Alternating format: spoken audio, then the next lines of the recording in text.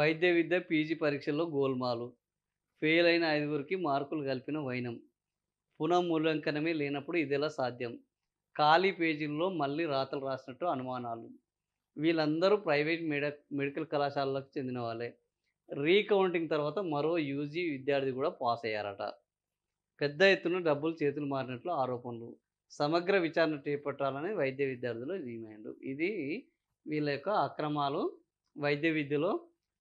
ఏంది, ఖాళీ పేజీల్లో మళ్ళీ రాతలు రాస్తున్నారట. అంటే ఖాళీ పేజీలు మనం కట్టగట్టి ఇచ్చిన తర్వాత వీళ్ళ దగ్గరికొచ్చిన తర్వాత మళ్ళీ రాతలు రాసి వాళ్ళని పాస్ చేయిస్తున్నారు. వీళ్ళందరూ గూడా ఎవరు? ప్రభుత్వ మెడికల్ కళాశాల విద్యార్థులు గాదు. ప్రైవేట్ మెడికల్ కళాశాల విద్యార్థులు. ఫెయిల్ అయిన ఐదుగురికి మార్కులు కలిపారట. సో, ఈ రకమైన అక్రమాలు. సాధారణ విద్యార్థులు పరీక్షలో ఫెయిల్ అయితే ఏం చేస్తారు? పాస్ అయ్యేదాకా కష్టపడి చదువుతారు. అవును. కానీ భవిష్యత్తులో డాక్టర్ కావాల్సిన ఐదుగురు విద్యార్థులు అడ్డదారి తొక్కారు. అక్రమంగా మార్కులు వేయించుకొని పాస్ అయ్యారు. ఈ తతంగం కాళోజీ ఆరోగ్య విశ్వవిద్యాలయంలో కొందరు అక్రమార్కుల హస్తం ఉన్నట్టు ఆరోపణలు వెల్లువెత్తుతున్నాయి. తొలుత ఫెయిల్ అయి మళ్ళీ పాస్ అయిన వారంతా ప్రైవేటు మెడికల్ కాలేజీ విద్యార్థులు కావడం గమనార్హం. మరోవైపు ప్రైవేట్ మెడికల్ కాలేజీ యూజీ విద్యార్థి ఫెయిల్ అయినా సరే రీకౌంటింగ్‌లో పాస్ అయ్యాడట. సో, ఈ రకంగా వీళ్ళ యొక్క అక్రమాలు, అరాచకాలు కొనసాగుతున్నాయి. సో, ప్రైవేట్ మెడికల్ కాలేజీలలో ఇప్పటికే నానా ఇబ్బంది ఉన్నది. వసతులు లేవు అనంటే ఈ రకమైనవి చేస్తున్నారు. వైద్య విద్య పీజీ పరీక్ష ఫలితాలు ఈ నెల 4వ తేదీన వెలువడ్డాయి. ఆ తర్వాత ఏమైంది? కొద్ది రోజులకే ఇందులో ఐదుగురు విద్యార్థులు ఉత్తీర్ణత ఫెయిల్ అయ్యారు. కానీ ఆ తర్వాత కొద్ది రోజులకే పాస్ అయ్యారు. ఇదెలా సాధ్యమైంది? ఓరిని ఫెయిల్ అయినోడు టక్కున ఎట్లా పాస్ అయ్యిండు అని మొదలుపెట్టిర్రు. ఆరా తీస్తే అసలు విషయం వెలుగులోకి వచ్చింది. అండరు పోస్ట్ గ్రాడ్యుయేట్ పరీక్షలో విద్యార్థులు జవాబులు రాసేందుకు 30 పేజీల బుక్‌లెట్ ఇస్తారు. దీనిపై విద్యార్థులు హాల్ టికెట్ నంబర్‌తో పాటు క్యూఆర్ కోడ్ కూడా ఉంటదట. ఆ బుక్‌లెట్‌లో జవాబులన్నీ రాసిన తర్వాత ఏం చేయాలి? పేపర్‌లు మిగిలి ఉంటే వాటిపై పెద్దగా కొట్టివేసి ఎక్స్ ఎయ్యాలి. అలా క్రాస్ మార్కింగ్ చేసిన తర్వాత ఇన్విజిలేటర్లు ఆయా జవాబు పత్రాలను తీసుకుంటారు. ఆ తర్వాత వాటిని స్కాన్ చేసి జంబ్లింగ్ పద్ధతిలో వివిధ కాలేజీలకు పంపుతారు. ఏం జరిగింది ఇంతకు? ఇలా అక్రమంగా హ్మ్. మార్క్ వేసిన పేజీల్లోనూ జవాబులు రాసి ఉన్నట్టు తెలిసింది. సాధారణంగా కొట్టివేత మార్క్ వేసిన తర్వాత పేజీల్లో రాసిన జవాబులను పరిగణలోకి తీసుకోరు.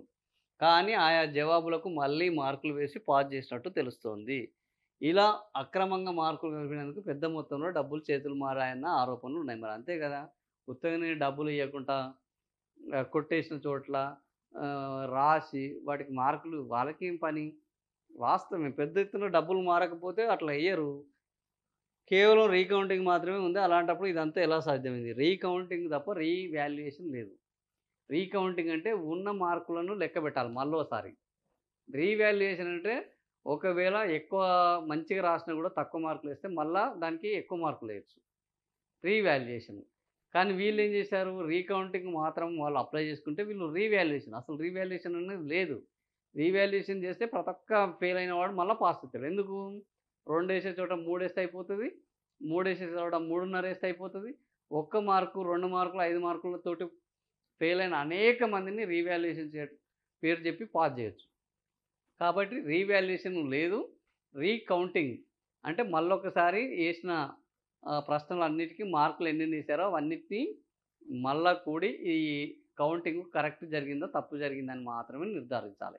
కానీ వీళ్ళేం చేశారు? కొట్టేసిన చోట రాతలు రాసిర్రు. రాతలు రాసిన చోట ఏ మార్కులేసిర్రు. మార్కులేసి మళ్ళా రీవాల్యుయేషన్ చేసి ఆ ఐదుగురిని పాస్ చేశారు. ఇది ఈ ఐదుగురు ఎవరు అంటే ప్రైవేట్ మెడికల్ కళాశాల విద్యార్థులు. ప్రభుత్వంలో ఏం గాదు. ప్రైవేట్ మెడికల్ కళాశాల విద్యార్థులు.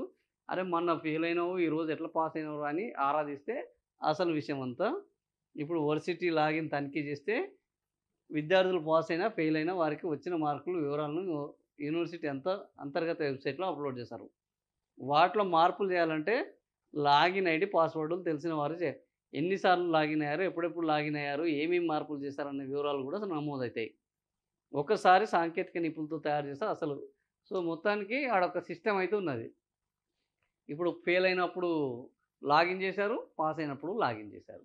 సో, ఎన్ని సార్లు లాగిన్ చేశారు? ఎవరెవరు లాగిన్ చేశారు? అంతా బయటకొస్తది. ఈ కుట్రంతా ఇప్పుడు బయటకొచ్చే అవకాశం ఉన్నది పాపం. దొరికిపోయిర్రు.